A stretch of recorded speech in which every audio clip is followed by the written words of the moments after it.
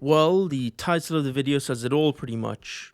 I'm not sure why you'd click on this video, but we're going to go through the many different lifestyle choices that you can make to increase your risk of getting Alzheimer's disease. Alternatively, you could not do these things and reduce your risk, but that's not why you clicked this video. So yeah, let's just get into it. If you want a TLDR for what the best way to increase your chances of developing Alzheimer's disease is, well, it's to be a soy-chugging, fat-eating, cigarette-smoking, alcohol-drinking, obese Indian. But that's a mouthful, so let me explain what I mean. I'm gonna have to explain the mechanism for which Alzheimer's disease occurs and how it leads to the primary symptom of memory loss and cognitive decline first. It's a bit sciencey, but I'll lay it out in layman's as we go along.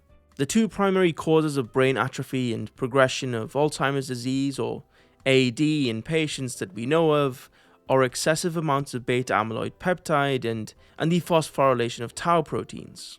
In neurons in the brain, amyloid precursor protein is found and used for cell growth and repair. In normal brain function, alpha and gamma secretase cleave the APP into soluble peptides that can be transported away. However, if beta secretase cleaves the APP, it instead forms a beta amyloid peptide that is not water soluble and therefore cannot be transported away, which leads to it forming big clumps that stick together right outside the neuron, known as beta amyloid plaques. If these plaques form between the dendrites of a neuron, they can block cell signaling and cause major disruptions in brain functioning. They can also form around blood vessels in the brain, causing hemorrhaging and further damage, and this is what they look like under a microscope. The darkened spots that you can see here are the plaques, and they're around 400 square micrometers in size, or about half a millimeter.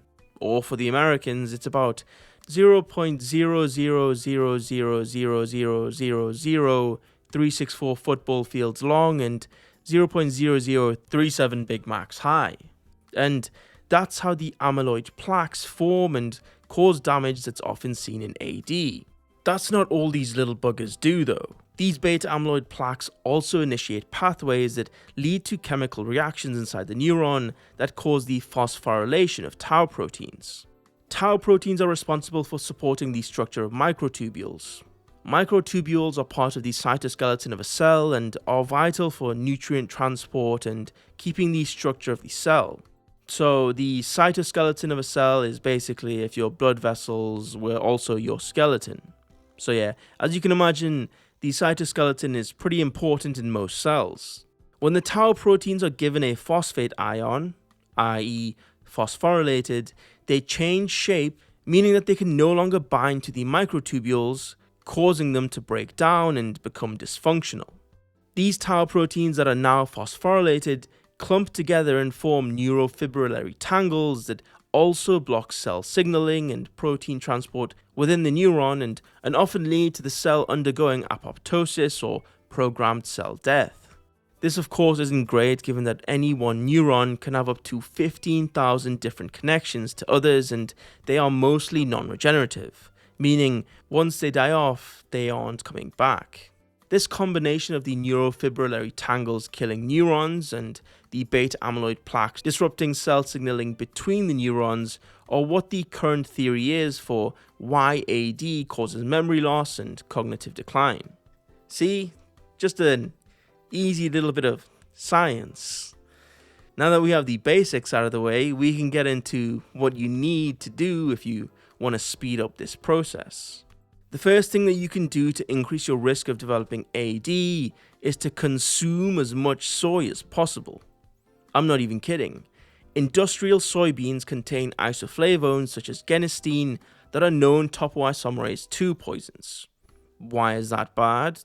Well, topoisomerase II plays essential roles in anything that involves transporting DNA or opening of the double helix. If the topoisomerase is dysfunctional, it can cause damage to the DNA, especially in the nervous system where these enzymes are vital. In post-mortems of AD brains, DNA double-strand breaks caused by topoisomerase II are present at much higher levels than non-Alzheimer's brains. This would suggest that abnormal or overactive topoisomerase II activity is at least partly responsible for DNA degradation and neuron damage in AD. If that wasn't enough proof for you to put down the Soylent, then check out this study in which researchers using World Health Organization data looked at databases for Alzheimer mortality in 90 countries and compared them to average soy consumption and GDP. They found that in both the 15 to 59 age group and the 60 plus age group, soy consumption was correlated with having a higher Alzheimer's mortality rate. Statistical analysis of the results found that the results were statistically significant and were positively correlated. So yes, not only does soy force you into horrible soy product ad reads, Hey, what you got there? it also leads to the accumulation of DNA transport enzyme poisons. To summarize, you best get to consuming as much soy as possible if you want to increase your chances of developing AD. The next lifestyle choice that can increase your risk of developing AD is to take up smoking. Smoking cigarettes increases your risk of getting AD in more ways than one. Definitely something to look into if you're trying to speedrun getting AD. Firstly, smoking and cigarette smoke in particular are well-documented sources of free radicals. Free radicals are extremely reactive molecules that will react with anything they can get their hands on. They will rip electrons from stable molecules, which in turn can create more free radicals and chain reactions leading to oxidative stress and cell death. How it does this is by cigarette smoke being absorbed into the blood through the lungs, and with around 20% of blood supply going to the brain, it means that you're going to have a bunch of free radicals being pumped into your brain tissue and neurons. Free radicals then damage the components and DNA in these cells, which is known as oxidative stress, and can lead to mutations and cancers. Not only that, but oxidative stress has a well-documented history of exacerbating the accumulation of beta-amyloid plaques, and subsequently the phosphorylation of tau, leading to neurofibrillary tangles. That's not all though, as all this oxidative stress can cause an immune response, leading to inflammation. Chronic smoking causes chronic inflammation, and this sustained microglia and other immune cell activation has been demonstrated to aggravate amyloid beta plaque formation, which in turn increases your likelihood of AD and dementia. The chemicals in cigarette smoke, such as formaldehyde and arsenic, can also interfere with protein structures, which can cause misfolding and subsequently DNA damage. Furthermore, you don't even necessarily have to be the one smoking, as secondhand smoke increases your risk of all the things I just talked about. So, you might already have a head start on your AD progression if your parents were bad people. But yeah, that's how you can utilize chronic cigarette smoking to increase your risk of AD. The third thing you can do to increase your risk of developing AD is move to India. Let me explain. Fine particulate matter are particulates that are smaller than 2.5 microns. Because they are this small, it allows them to be inhaled, and once inhaled, they enter the bloodstream and cross the blood-brain barrier. Fine particulate matter can contain and generate a lot of free radical molecules, which will obviously cause a lot of oxidative stress on the cells in the brain, as well as lead to an immune response causing inflammation, which, as we've just discussed, both increase the likelihood of beta-amyloid plaques and neurofibrillary tangles. Now, what's this got to do with India, you might ask, and to answer that, funnily enough, we have to start with the UK.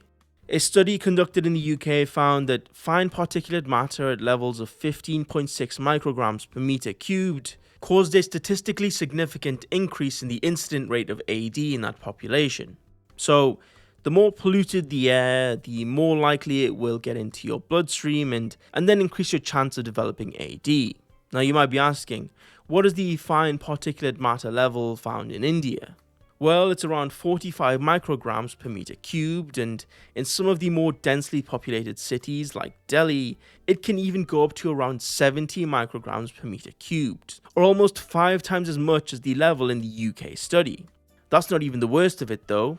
Apparently during the Diwali festival, this air pollution can increase by 75%, with an hourly peak level of around 1,676 micrograms per meter cubed. That's literally insane.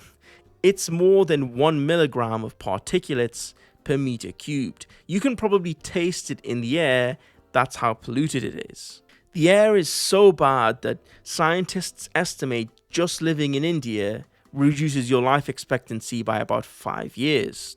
So, if the AD doesn't get you, something else definitely will. But if you are Alzheimer's maxing, it's a good place to live for passive AD progression. The next way to increase your risk of AD is to be obese and or have a bad diet. What if I told you that being obese didn't just make your current life hard, but it also makes it so that your later stages in life will also be harder? If you really want to know how to quickly become obese, you can check out my obesity maxing video, but here I'm going to explain how a bad diet in obesity increases your chances of AD. Firstly, being obese puts your body in a state of chronic low-grade inflammation. So your immune cells are constantly active and are more likely to damage and destroy healthy cells due to this increased immune activity. Secondly, adipose tissue or fat cells become enlarged as you store more excess energy. These fat cells can become too large, at which point they outgrow their blood supply, which leads to them becoming oxygen starved. In response to becoming hypoxic, the adipose tissue will release pro-inflammatory cytokines, which invoke an immune response. Not only that, but excess adipose tissue shifts the immune response from anti-inflammatory M2 macrophages to inflammatory M1 macrophages. So not only is the immune system being activated more often unnecessarily, but when it is activated, the immune cells are also more damaging. This constant state of inflammation and generation of free radicals often leads to damage in the central nervous system and subsequently greater risk of AD. So being obese is important for increasing your risk of AD, but a bad diet is just as, if not more important than just simply being obese. Bad diets not only lead to obesity, which as we just went through increases AD risk, but also can be the direct cause of the increased risk in AD. A study conducted by researchers found that feeding rats a high-fat diet would lead to memory impairments and cognitive decline. They found that the diet would lead to increased levels of interleukin-1 beta protein in the hippocampus, where memory formation occurs. High interleukin-1 beta levels promotes neuronal death and increases production and aggregation of beta amyloid plaques and tau protein tangle formation. So, the next time someone tells you that you can't tell if someone is unhealthy just because they're obese, just tell them that they are quite literally eating themselves to death both on the outside and the inside. But if you want to increase your chances of getting AD, eat as much saturated fat and become as fat as possible. Our final lifestyle choice to increase your risk of getting AD is excessive alcohol consumption. Now, this one's a bit controversial and I'll explain why. For some reason, it's been found that mild amounts of alcohol consumption has been found to decrease the risk of AD, but excessive amounts of alcohol increases the risk, which doesn't make much sense, but that's the human body for you. I have to mention though, if you drink enough in a short enough period of time, you can give yourself a thiamine deficiency, which can develop into Wernicke's encephalopathy, where your brain swells due to inflammation. This, if untreated, will lead to Korsakoff psychosis, which will one-shot your memory.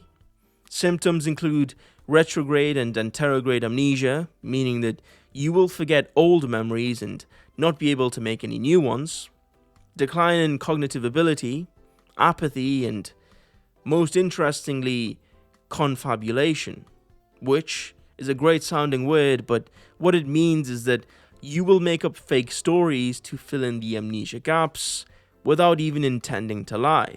So next time your wife catches you out in a lie, just tell her that you're suffering from an episode of confabulation and that it's unethical for her to be mad about it. To continue, if you are a chronic but not overly excessive drinker, you can increase your risk of AD. This happens because alcohol, ethanol to be specific, can lead to an increase in microglial activation, i.e. the immune cells in your brain. This leads to inflammation, which by now you should know increases AD risk. Not only that, but alcohol metabolism also has pathways that lead to the generation of reactive oxygen species such as acetaldehyde that can react to generate free radicals and damage cells and cause an immune response. You know the drill by now. Alcohol also increases the permeability of the blood-brain barrier, making it easier for toxins and pathogens to enter the brain's blood supply and cause inflammation, etc., etc. That's not all though, as this increased permeability also affects the brain's ability to remove extracellular amyloid beta peptides before they have the chance to form the plaques that cause AD. So yeah, excess alcohol really isn't good for your brain. But if you want to get AD, it's pretty good at increasing your risk, but only in moderate excess. In excess, it will destroy your memory within about a year. And that's the main lifestyle choices you can commit to increase your risk of getting AD. Obviously, this video is satire and made to bring awareness to common life choices that are pretty bad for you, but if you are being serious, then to get back to the start of the video, the best way to increase your chances of developing AD is to be a soy-chugging, fat-eating, cigarette-smoking, alcohol-drinking, obese Indian. Well, you don't have to be Indian, just live in India. But yeah, that's the secret life hack to speedrunning early onset AD. Obviously, I recommend you don't do it though.